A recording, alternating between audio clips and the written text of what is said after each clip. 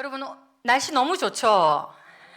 지금 벚꽃이 완전 절정이어서 어떻게 여러분들 주중에 꽃 구경 좀 하셨습니까? 네, 저도 저희 부모님하고 경주에 잠깐 갔다 왔었습니다. 사람들이 이 벚꽃 안에서 이 한방 미소를 짓고 웃음을 지으면서 산책하는 모습을 보고 또 사진 찍고 사진 찍어주는 그런 모습을 보면서 그 모습만 봐도 마음이 참 흐뭇하고 좋은 것 같습니다. 이렇게 봄이 시작되면서 사람들의 움직임이 상큼해지고 활발해졌습니다. 학생들은 새 학기를 시작하면서 나름대로 학교 생활 또 친구들과의 사귐으로, 청춘 남녀들은 연애의 마음으로 설레이는 봄입니다. 그리고 연세 드신 분들은 추운 겨울 움츠렀던 몸을 일으켜서 온몸으로 햇살을 받는 그런 계절 봄입니다. 도시의 이런 풍경과 달리 또 농촌에서는 한 해 농사를 위해서 굉장히 바쁜 시간을 보내는 것 같습니다. 춘분을 전후로 해서 이맘때 농부가 농사 준비를 어떻게 하느냐에 따라 1년 농사가 좌지우지된다고 합니다. 파종할 씨앗을 고르고 퇴비를 만들고 가지를 치기도 하고, 그리고 농사 준비에 있어서 가장 우선적으로 할 일은 씨를 뿌리기 위해서 땅을 가는 일이라고 합니다. 이것은 우리도 마찬가지인 것 같습니다. 1년을 잘 보내기 위해서 우리가 지금 해야 하는 것, 우리들이 집중해서 지금 이 봄에 반드시 해야 하는 것, 바로 마음의 밭, 신앙의 밭을 잘 가는 것입니다. 방금 우리가 호세아서를 읽었는데요. 호세아는 이 북이스라엘의 선지자입니다.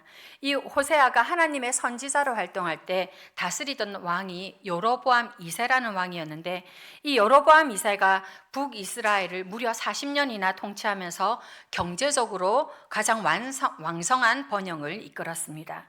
그리고 정치적으로도 최고의 전성기여서 이때 북이스라엘 땅이 가장 넓은 땅을 차지했다고 합니다. 그런데 이런 호황기를 맞은 이스라엘 백성들, 정치적으로나 경제적으로 굉장히 큰 번영을 이룬 것 같았지만 사회적으로 그리고 영적으로는 사실은 가장 타락한 시간들을 보내고 있었습니다. 당시 그들은 경제적인 번영을 이루기 위해서 하나님이 아닌 다른 우상들도 같이 섬겼습니다. 가나안 땅에서 바알신은 생산과 풍요를 관장하는 그런 우상이었습니다. 그렇기 때문에 이스라엘 백성들은 하나님도 섬기고, 이왕이면 다른 우상들도 섬겨보자. 그러면 하나님도 복 주시고 또 다른 우상들도 우리에게 복을 주실 것이니 그러면 우리가 2배, 3배 그렇게 많은 복을 누릴 수 있지 않겠느냐 하면서 두 마음으로 종교 생활을 했습니다. 정치적으로도 하나님의 도움이 아니라 다른 나라들 눈치도 좀 보면서 그들과 우호적인 관계를 좀 맺으면서 그렇게 지내면 우리에게 도움이 된다, 이렇게 생각했습니다. 이렇게 북이스라엘이 종교적으로 우상 숭배하고 정치적으로도 다른 나라를 의지하며 하나님 앞에서 두 마음을 품었으니, 이렇게 두 마음을 품고 하나님을 섬겼으니 그들이 제대로 된 신앙생활을 할 리가 없습니다. 그들은 하나님을 사랑해서 하나님을 섬기는 것이 아니라 자신의 욕심을 채우기 위해서, 자신들의 안위를 위해서 하나님을 믿는 척 했을 뿐입니다. 이렇게 이스라엘 백성들은 하나님을 유일한 신, 유일한 남편, 유일한 영적 아버지, 이런 개념도 아니고 그들의 마음에는 하나님이 아닌 다른 것들이 계속해서 자리 잡고 있었습니다. 그들은 하나님에 대한 진실함도 없었고 하나님에 대한 사랑 역시 실천하지 않았습니다. 오히려 저주와 속임, 살인과 도적, 간음과 포악함, 이런 죄들을 저질렀습니다. 그런 가운데 제사장들은 백성들이 이렇게 죄를 지어도 방관하고 있었습니다. 왜 그랬을까요? 당시 백성들은 죄를 지으면 속죄제의 제물을 바쳐야 하는데, 백성들이 죄를 지으면 지을수록 성전으로 속죄 제물을 더 많이 그리고 더 자주 가져오기 때문에 제사장들은 바로 이 제물들을 노렸습니다. 이렇게 제사장들도 백성들도 다른 마음을 품고 겉으로 하나님을 섬기는 척 했으니 오죽하면 하나님께서 이런 말씀을 하신 것입니다. 호세아서 6장 6절 우리 화면 보면서 함께 읽도록 하겠습니다. 시작.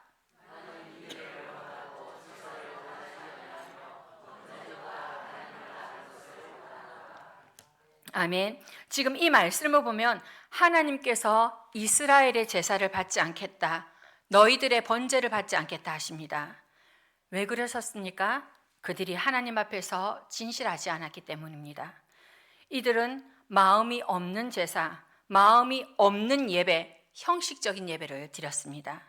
그들은 물질의 만족을 위해서 하나님을 섬겼을 뿐 이생에 자랑할 것을 위해 우상 숭배하는 것을 마다하지 않았습니다. 특히 호세아서 4장을 보면 이스라엘의 혼합 종교를 하나님께서 비판하시는데 그들의 예배가 굉장히 난잡했기 때문입니다. 호세아서 4장에 새 포도주라는 표현이 나옵니다. 이 새 포도주는 하나님이 이스라엘 백성에게 주신 선물입니다. 그런데 이 이스라엘 백성들이 하나님이 주신 이 새 포도주를 어떻게 했느냐? 오히려 우상 바알을 제사하는데 사용했습니다. 바알 숭배의 포도주를 사용하고 또 자기들이 먹고 마시며 취해서 우상 앞에서 난잡하게 행동을 했습니다. 그들의 난잡하고 음란한 행동은 결국 그들의 생활에까지 영향을 미치는데 그들의 생활은 음란했고 불의했고 또 난폭했고 무자비했습니다. 하나님의 형상으로서 타인들을 대할 때에 또 하나님 나라의 동력자로서 상대방을 대할 때에 존경함이, 존중함이 없었던 것입니다. 이스라엘 백성들은 그렇게 경제적으로 번성하면 번성할수록 죄를 범했고 더 철저히 세속적이었고 더 무자비했던 것입니다. 그리고 하나님께 와서 속죄제물 드리면서 이것으로 됐다, 나의 할 일은 끝났다, 이렇게 생각했던 것입니다. 그들이 겉으로는 풍성한 열매를 맺는 것처럼 보였으나 실상 그들이 맺는 열매는 좋은 열매가 아니었습니다. 이스라엘이 겉으로 맺는 열매는 문제가 많은 열매였습니다. 하나님께서 이 이스라엘 백성이 맺은 열매에 대해서 어떤 평가를 내리시는지 우리 말씀을 보도록 하겠습니다. 호세아서 10장 4절 말씀 함께 읽겠습니다. 시작. 그 재판이 밭 이랑에 돋는 독초 같으리로다. 호세아서 10장 13절 말씀 같이 읽겠습니다. 너희는 악을 바꿔라 죄를 거두고 거짓 열매를 얻었나니. 아멘. 아멘. 하나님께서는 지금 이스라엘의 땅을 불의의 땅, 독초가 자라는 땅이라고 하십니다. 13절 말씀처럼 그들은 악을 바꿔라서 죄를 거두고 거짓 열매를 먹었습니다. 불의가 퍼져 있는 땅, 독초가 자라는 땅, 그 땅에서 맺힌 열매들, 그러한 열매들이 무성하게 맺히면 맺힐수록 그리고 그것을 먹으면 먹을수록 영혼의 생명의 치명적인 죄를 먹을 뿐인 것입니다. 성도 여러분, 우리는 어떻습니까? 우리들은 지금 어떤 열매를 맺고 있습니까?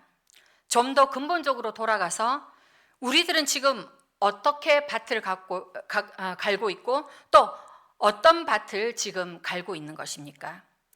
우리들이 그리도 열심히 갈고 있는 이 밭이, 우리들이 최선을 다해서 씨를 뿌리고 있는 이 밭이 혹시 불의의 밭은 아닌지, 독초가 자라는 밭은 아닌지 살펴보아야 할 것입니다. 맺히는 열매가 어떤 열매인지 상관없이 그것이 불의의 열매일지라도 그것이 죄의 열매일지라도 그저 많이 맺혔다는 그 이유로 우리가 만족해서는 안 되는 것입니다. 이스라엘 백성들이 그랬습니다. 그들은 자신의 열매가 어떤 열매이든지 그거와 상관없이 많이 열리기만 하면 된다, 이렇게 생각했던 것입니다. 그래서 하나님께서 말씀하시는 것입니다. 잘못된 열매가 맺혔으니 독초가 자라고 있으니 다시 밭을 갈아야 된다. 처음부터 다시 시작해야 된다. 그리고 그 땅에 다시는 악을 심지 말고 공의가 심겨져야 한다. 너희들이 거둬야 되는 것은 독초가 아니라 인애를 거둬야 된다. 이 말씀을 하나님께서 하시는 것입니다. 우리 그런 의미에서 방금 읽었던 호세아서 10장 12절 말씀을 함께 읽겠습니다. 시작. 너희가 자기를 위하여 공의를 심고 인애를 거두라. 너희 묵은 땅을 기경하라. 지금이 곧 여호와를 찾을 때니 마침내 여호와께서 오사 공의를 비처럼 너희에게 내리시리라. 아멘. 여기 묵은 땅은 히브리어로 니르라는 단어를 사용하는데 이것은 잡초가 무성한 땅, 가시와 엉겅퀴가 많아서 도저히 파종할 수 없는 그런 땅을 의미한다고 합니다. 조금 전 호세아 10장 4절과 13절에서 본 땅이 어떤 땅이라고 했죠? 그것은 그냥 잡초가 아니라 독초가 자라는 땅이었습니다. 사악함이 심겨져서 그것으로 열매 맺는 땅이었습니다. 독초가 자라는 땅, 이미 불의가 가득한 땅에 아무리 좋은 씨를 뿌린다고 해도 소용이 없기 때문에 그래서 하나님께서 새 땅을 갈아야 된다 말씀하시는 것입니다. 그렇습니다, 성도 여러분. 우리가 지금 해야 되는 것, 땅을 새롭게 가는 것입니다. 불의의 땅, 죄가 가득한 땅, 그 땅을 우리가 아깝다고 생각하는 것이 아니라 과감히 땅을 갈아야 하는 것입니다. 우리의 심령을 새롭게 해야 되는 것입니다. 우리의 심령을 새롭게 하는 것, 바로 회개죠. 회개라는 단어가 우리 그리스도인들에게는, 또 교회 다니는 사람들에게는 굉장히 익숙한 단어입니다. 그래서 이 단어를 너무나도 자주 사용하는 것 같지만, 그러나 진정한 이 회개, 하나님 앞에서 우리는 과연 얼마나 진정한 회개를 했었는지 우리 자신을 돌아봐야 될 것입니다. 여러분들 가운데는 나는 회개할 것이 별로 없다, 이렇게 생각하시는 분들도 계실 것입니다. 내가 얼마나 고생했는데, 내가 얼마나 힘들었는데, 내가 억울한 게 얼마나 많은데, 내가 이때까지 헌신한 게 얼만데, 내가 얼마나 참았는데, 그리고 지금도 참고 있는데, 그러면서 어쩌면 우리 스스로를 돌아볼 때 나는 회개할 것보다 억울한 것이 더 많은 분들도 계실 것입니다. 그런데 이렇게 내가 나 자신을 보면 여기 누구 하나 불쌍하지 않은 영혼이 없습니다. 모두가 다 불쌍합니다. 왜? 우리가 그만큼 최선을 다해서 우리의 인생을 살았기 때문에. 우리 인생 고비고비마다 우리가 그것을 넘어온 것, 인생의 고비고비를 넘어온 것을 생각하면 여기 계신 분들 누구 하나 오히려 더 대접받고 더 칭찬받을 분들 뿐입니다. 그런데 우리의 인간적인 눈으로 우리 자신으로 판단하는 것이 아니라 우리를 하나님 앞에 내세운다면, 우리 영혼을 하나님의 말씀 앞에 세운다면, 우리를 그 성령님의 조명하심 앞에 세운다면 우리 모두가 죄인인 것입니다. 우리는 전적으로 타락하고 부패한 자들입니다. 우리는 도저히 선을 행할 능력이 없는 사람들입니다.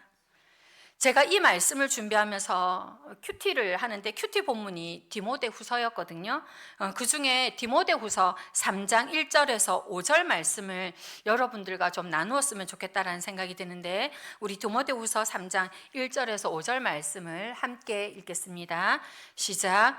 너는 이것을 알라. 말세에 고통하는 때가 이르러 사람들이 자기를 사랑하며 돈을 사랑하며 자랑하며 교만하며 비방하며 부모를 거역하며 감사하지 아니하며 거룩하지 아니하며 무정하며 원통함을 풀지 아니하며 모함하며 절제하지 못하며 사나우며 선한 것을 좋아하지 아니하며 배신하며 조급하며 자만하며 쾌락을 사랑하기를 하나님 사랑하는 것보다 하며 경건의 모양은 있으나 경건의 능력은 부인하는 자니 이 같은 자들에게서 네가 돌아서라. 아멘.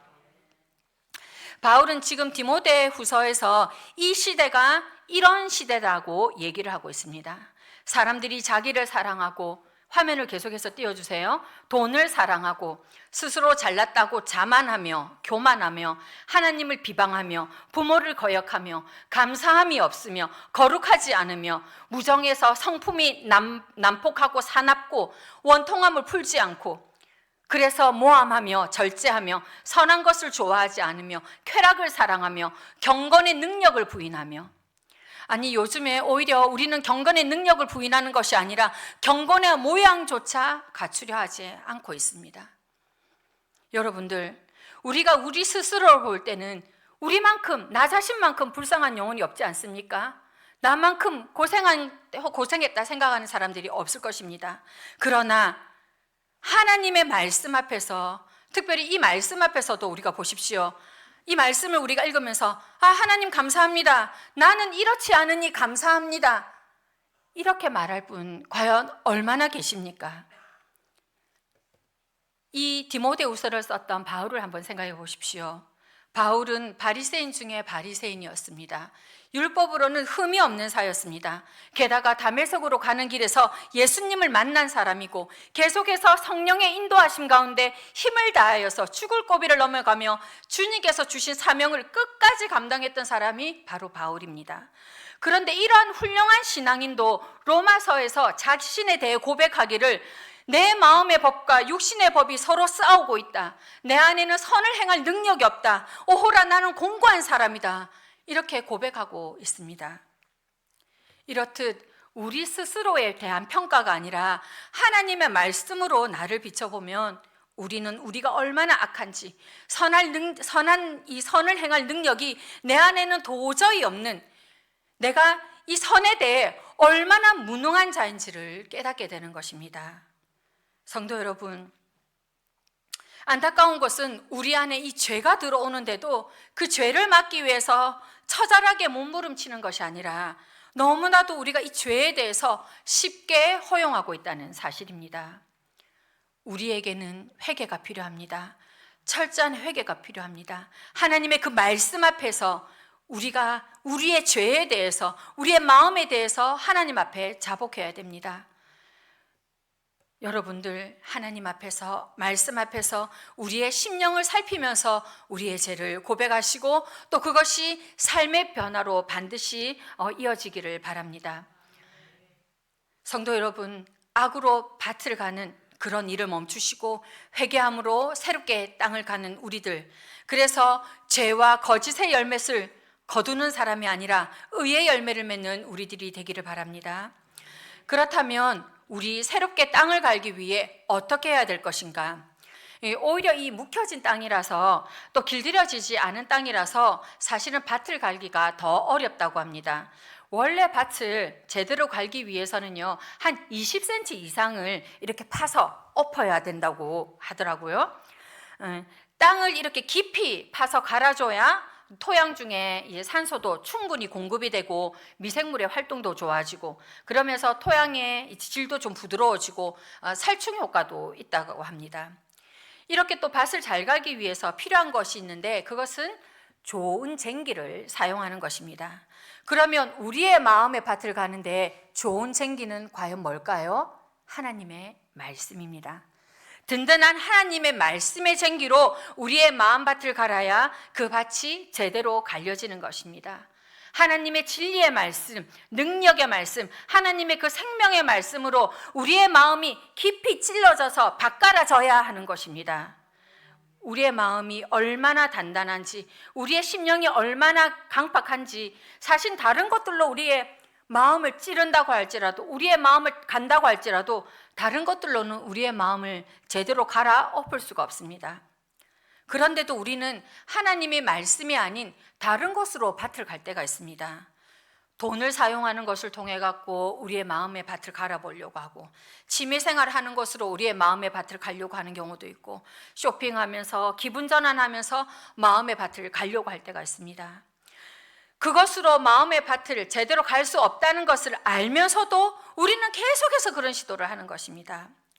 활력이 있는 말씀, 홍과 영과 골수를 찔러 쪼개는 그 예리한 하나님의 말씀, 그것으로 우리의 마음이 밭갈라져야 되는 것입니다. 우리의 마음과 생각과 의도까지도 밝혀내는 그 말씀으로 우리가 밭갈아져야 되는 것입니다. 이러한 하나님의 말씀이 아니고서는 우리는 제대로 마음의 밭을 갈 수 없는 것입니다. 성도 여러분, 다른 것을 도구로 해서 마음의 밭을 갈지 마시고 하나님의 말씀으로 마음의 밭을 가십시오.